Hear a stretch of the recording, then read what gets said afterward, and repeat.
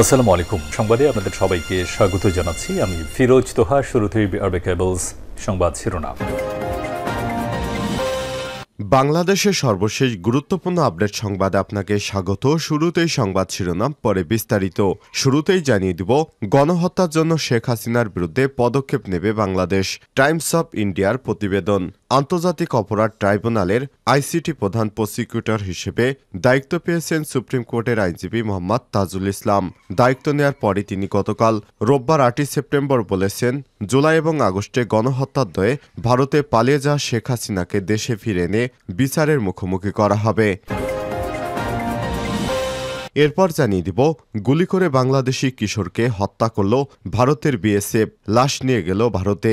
ঠাকুরগাঁয়ের বালিয়াডাঙ্গি উপজেলার ধনতলা ইউনিয়নের কান্তিবিটা সীমান্তে ভারতীয় সীমান্তরক্ষী বাহিনী বিএসএফের গুলিতে শ্রী জয়ন্ত কুমার সিং নামে এক বাংলাদেশি কিশোর নিহত হয়েছে। এছাড়াও গুলিতে আহত হয়েছে আরও 2 জন। আজ ধনতলা সীমান্তের 393 নং পিলার সংলগ্ন এলাকায় এ দুর্ঘটনা ঘটে। এদিকে বিডিআর বিদ্রোহ মামলায় 17 বিশেষ প্রসিকিউটরের নিয়োগ বাতিল। বিডিআর বিদ্রোহ বিস্ফোরক দ্রব্য মামলায় 17 বিশেষ পাবলিক প্রসিকিউটরের নিয়োগ আদেশ বাতিল করেছে সরকার। আজ আইন এবং বিচার বিভাগের সলিসিটর অনুবিভাগের এক আদেশে সব তথ্য জানানো হয়েছে। এ বিষয়ে গুরুত্বপূর্ণ সংবাদ জানাবো, সঙ্গেই থাকুন। এদিকে ভূমি অফিসে ঘুষ নেওয়া নিয়ে কড়া বার্তা হাসনাতের। ভূমি অফিসে কর্মকর্তাদের ঘুষ নেওয়া নিয়ে কড়া বার্তা দিয়েছেন বৈষম্যবিরোধী ছাত্র আন্দোলনের অন্যতম সমন্বয়ক হাসনাত আব্দুল্লাহ। সোমবার 9 সেপ্টেম্বর নিজের ফেসবুক ওয়ালে ভূমি অফিসের কর্মকর্তাদের হুঁশিয়ারি দিয়ে একটি পোস্ট করেছেন তিনি। এবারে জানাবো, লুট হওয়া অস্ত্র বিক্রি করতে গিয়ে যুবক গ্রেপ্তার। রাজধানীর বাড্ডা থানা থেকে লুট হওয়া অস্ত্র কুমিল্লায় বিক্রি করতে গিয়ে তুহিন আলম 19 নামে এক যুবককে গ্রেপ্তার করেছে র্যাব। রোববার 8 সেপ্টেম্বর কুমিল্লা নগরীর টমসম ব্রিজ এলাকা থেকে তাকে গ্রেপ্তার করা হয়েছে। এ সময় তার কাছ থেকে পুলিশের লুট হওয়া একটি বিদেশি পিস্তল, একটি ম্যাগাজিন ও 8 রাউন্ড গুলি জব্দ করা হয়।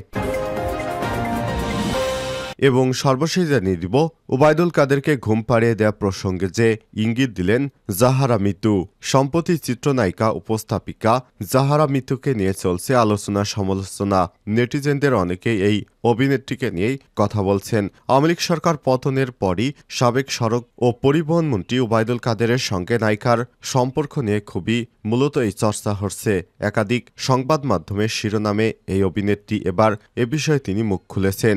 সামাজিক যোগাযোগ মাধ্যমে ফের বিষয়টি নিয়ে কথা বলেছেন মিতু। তার ভেরিফাইড ফেসবুক পেজে রোববার 8 আগস্ট এক পোস্ট দিয়ে অভিনেত্রী এটা বলেছেন, এটা একটা আজব স্ক্রিপ্ট দিয়ে শুরু। আজকের এই অবস্থা একটা তৃতীয় সারির অনলাইন পোর্টাল যার নাম আমি এর আগে কখনো শুনিনি। হয়তো এই নিউজটাই তাদের সবচেয়ে দ্রুত ভিউ পাওয়া একটি নিউজ।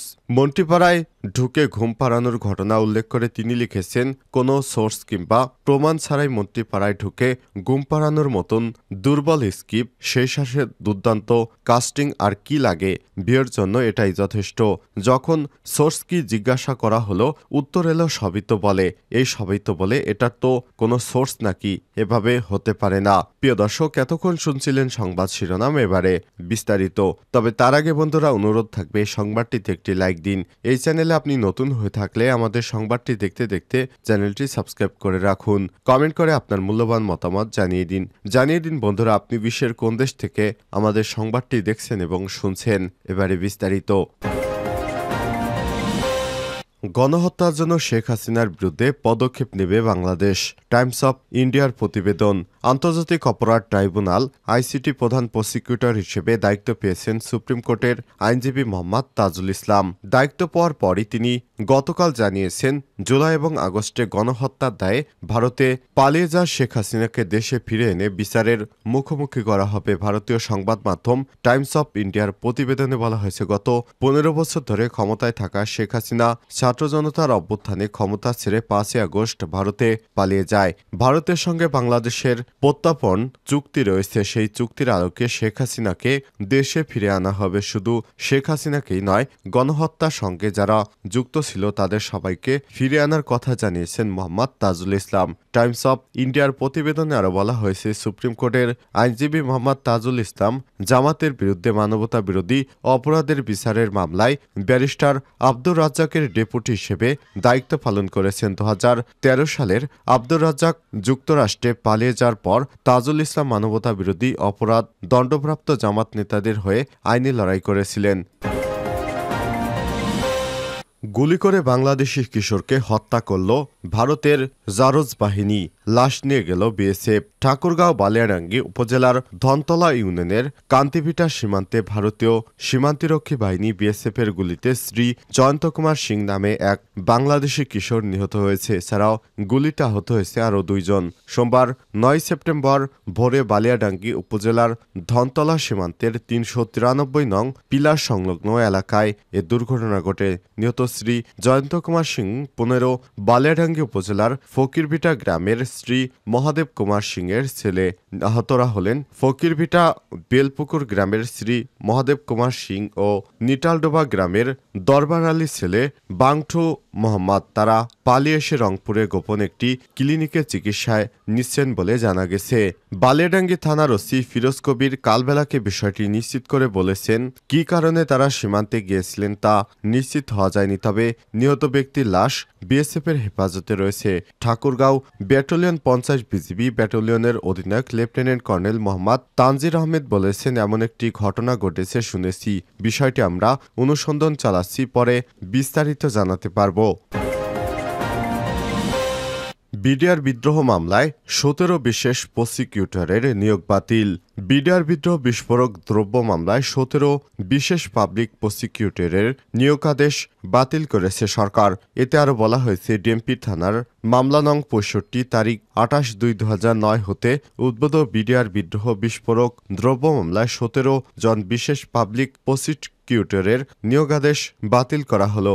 নিয়োগ বাতিল হয় এসব 17 স্পেশাল পাবলিক প্রসিকিউটর হলেন মোশারেফ হোসেন কাজল, শেখ বাহারুল ইসলাম, গাজী জিল্লুর রহমান, আব্দুল জলিল আফরাদ কবির, একেএম তৌহিদুর রহমান মোহাম্মদ, মোক্তার হোসেন, আমিনুল রহমান খান, জেবুন্নিসা আক্তার, মঞ্জুর মোহাম্মদ শাহনেয়াস, লাইজু ইয়াসমিন, লাকি আক্তার ফ্লোরা, মোহাম্মদ মাসুদ রানা, মোহাম্মদ শাহজাহান, শাহানা বেগম, মোহাম্মদ ফিরোজ আহমেদ, মোহাম্মদ ওমর ফারুক ও মোহাম্মদ হাবিবুর রহমান।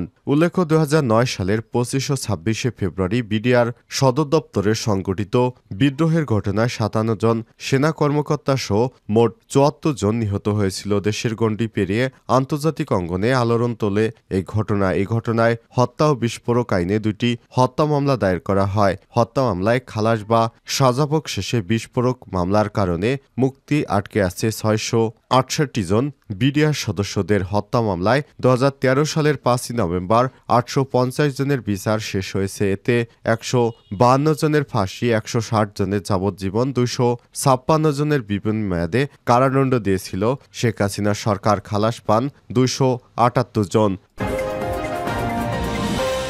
ভূমি অফিসে ঘুষ নেওয়া নিয়ে কড়া বার্তা হাসনাতের।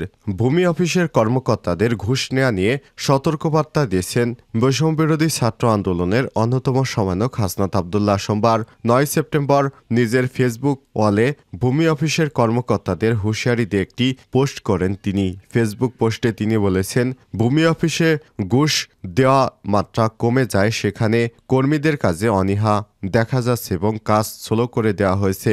ভূমি অফিসের কর্মীরা যদি ঘুষের অভ্যাসের অভাবে কাজে অনীহা দেখান এবং কাজ স্লো করে দেন, তাহলে এটি তাদের পেশাগত দায়বদ্ধতার অভাবকেই প্রকাশ করে।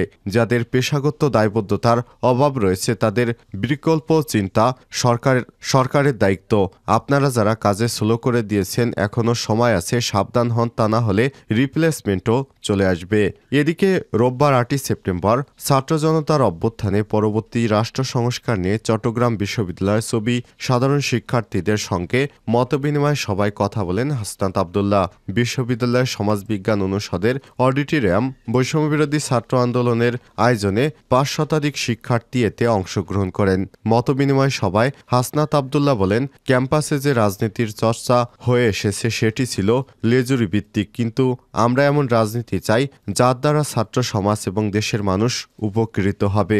ছাত্র রাজনীতি ছাড়া আমরা আমাদের অধিকার আদায় করতে পারব না। হাসনাত আব্দুল্লাহ আরও বলেন, আমরা সুষ্ঠু ধারা রাজনীতি না করি তাহলে আরেকটি ফ্যাসিস্টের গোড়াপত্তন হবে। আমাদের গতানুগতিক ধারা থেকে বেরিয়ে আসতে হবে, অর্থাৎ প্রচলিত মতবাদের বিরুদ্ধে আরেকটি মতবাদ তৈরি করতে হবে। তার জন্য আমাদের 24-এর আন্দোলনকারী প্রত্যেককেই দায়িত্ব নিতে হবে।